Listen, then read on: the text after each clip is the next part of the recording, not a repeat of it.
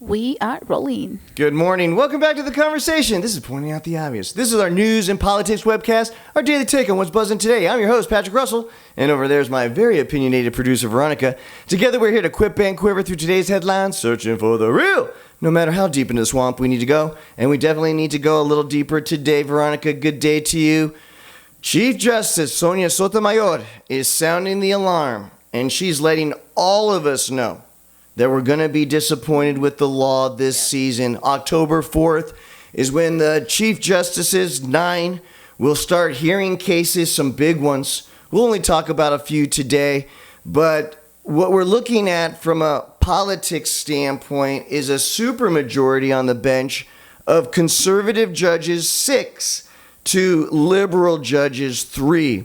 And what makes that even more important is that there have been, of course, cases that have made their way all the way to the top that are now challenging some very big pillars of our society, to include the one I really want to talk to you about. There's, of course, a case coming up regarding abortion. And now, from a younger person's perspective, let's just cut to the chase. What are your feelings about, yet again, your ability as a woman to make your own choices with your own body are now being threatened on a federal level? Potentially you can't run to any state anymore because the Supreme Court, of course, covering the law of the land. Tell me, from a young and generous perspective, what do you feel about this? I am angry. I am angry because now I have to wait for someone else, in this case, 9 people, to make the decision whether or not I'm able to have an abortion, right? Which has been a question that has been asked and answered, parents out there, am I right? Once again, as a society, for us to be coming back on this debate after it's already been discussed and finally come to a conclusion that I think we all feel good about, but yet it never goes away. And once again now, because the circumstances have lent the conservative edge on the bench, there's a great chance that we might see a huge curb and ebbing on your choice as a woman to make decisions on your body. And you know what's funny, Patrick? That I do believe that if men were able to get pregnant and if men were able to have now someone living in their bodies, we wouldn't be talking about this, right? Because this would have been decided hundreds of years ago, not just Roe versus Wade back in the 60s. This would have been done generations ago, and you're absolutely right about that. And another thing is that for whoever believes that we cannot have the right for an abortion,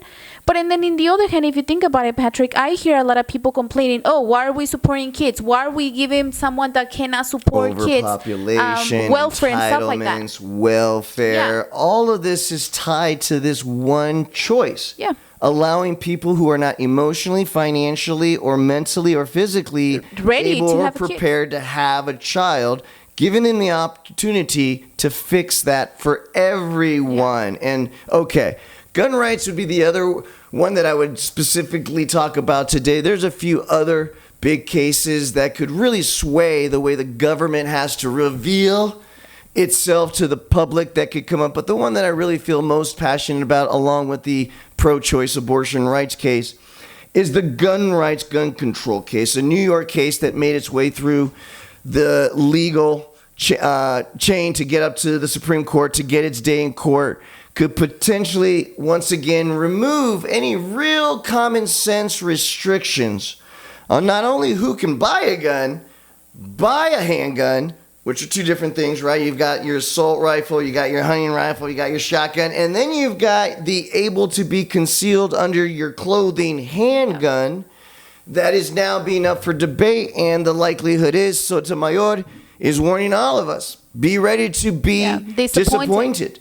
And so one of the final note here, what Sonia Sotomayor is also suggesting to us is that she's going to do her damnedest to ring the bell in her dissent.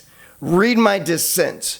I'm asking you, I'm inviting you to, because I'm telling you, I'm gonna say what's going on, and I'm going to ring the bell on the truth, and it's gonna be nasty. And she has, in her previous dissents, she's talked plain language. Yeah. Shocked. She's simply shocked by certain decisions and actions taken by the court already. And she's going to let it be known that if she's shocked and disagrees with what's going on in the court, she's going to be very clear about it to hopefully allow later courts, in her words, to once again reevaluate, because of course these questions are always going to be coming around, and to find her argument in her dissent correct down the line. You know what, Patrick? We shouldn't be wasting a lot of energy in this particular two topics, abortions and gun control, right? Because it's, you would think common sense would prevail. Logical, right? Use your logic and you will find the answer. And the thing is that we know what's right,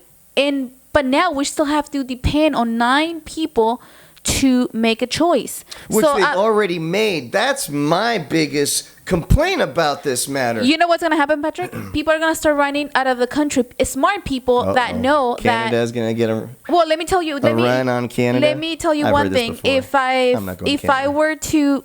No, well, this is what I was going to explain. If I were to get pregnant, let's say, and I don't want to have a child, and that's my choice, guess what, Patrick? Probably I'm going to go run to Mexico and do what I have to do, because now you're putting myself into supporting, if I'm not mentally ready, physically ready, emotionally ready, putting 20 years of my life with what? Someone that is going to grow up to be a killer, to be someone with mental issues, and to do what? So people can criticize that, the other person is getting welfare. Oh, Veronica's getting this. Oh, Veronica's getting that. But and then I still don't want you to do an abortion. So and then what freaking size are you guys Absolutely. Final note, what she had meant, you don't even have to go to Mexico.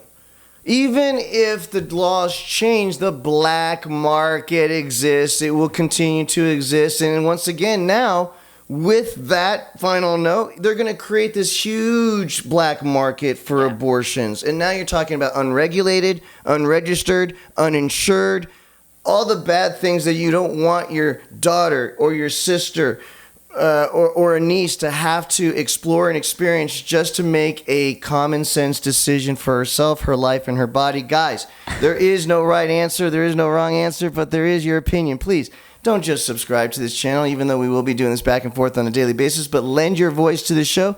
It'll make it a whole lot more fun. Guys, remember, it doesn't matter if you lean to the right. It doesn't matter if you lean to the left. As long as you're treating the person in front of you kindly, you just made the world a better place. Have a great day, guys. We'll see you soon. So disappointing.